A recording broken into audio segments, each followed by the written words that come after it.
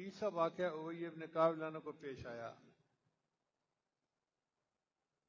وہ فرماتے ہیں کہ میں نے دیکھا کہ میری کھجوریں کم ہو رہی ہیں. خشک کرنے کے لیے کھجوریں رکھی ہوئی تھیں تو کم ہو جاتی تھیں.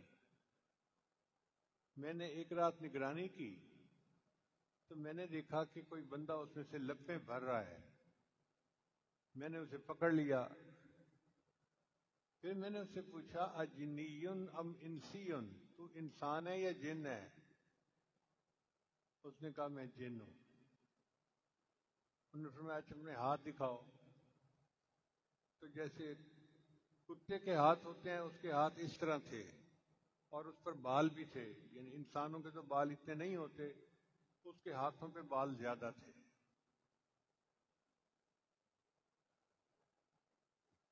یہ واقعہ بھی ان کے ساتھ اسی طرح پیش آیا 3 مرتبہ. اور تینوں مرتبہ نبی صاحب پوچھتے رہے کہ بتاؤ بھائی تمہارے قیدی کا کیا حال ہے؟ اے اللہ کے حبیب صلی اللہ علیہ وسلم، اس نے مجھے ایک عمل بتایا کہ تم کر لیا کرو تو محفوظ ہو جاؤ گے. نبی صاحب نے فرمایا صدق الخبیث، اس خبیث نے سچ بولا. اس کا مطلب یہ کہ شیطان یا جن آیت الکرسی کے پڑھنے سے دفع ہو جاتے ہیں اور اللہ تعالیٰ کی حفاظت ہو جاتی ہے.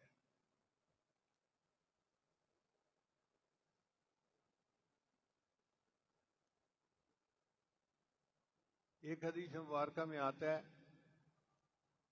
اور یہ روایت سیدنا حسن لانو سے ہے. وہ فرماتے ہیں کہ جو بندہ نماز کے بعد آیت الکرسی کی تلاوت کر لیتا ہے وہ اگلی نماز تک اللہ کی سپرداری میں آ جاتا ہے. اتنی بڑی خوشخبری ہے اس حدیث مبارکہ میں.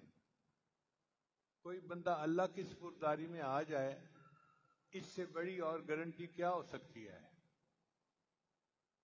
اللہ فرماتے ہیں ان ینصرکم اللہ فلا غالب لکم، اگر اللہ تمہاری مدد کرے تو کوئی تم پر غالب نہیں آ سکتا.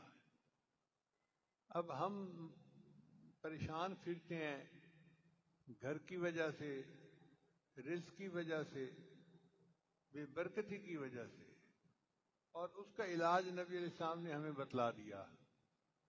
ایک عمل ہے اور چھوٹا بھی نہیں، ایک ہی آیت ہے، اس کے پڑھنے سے انسان اللہ کی ذمہ داری میں آ جاتا ہے.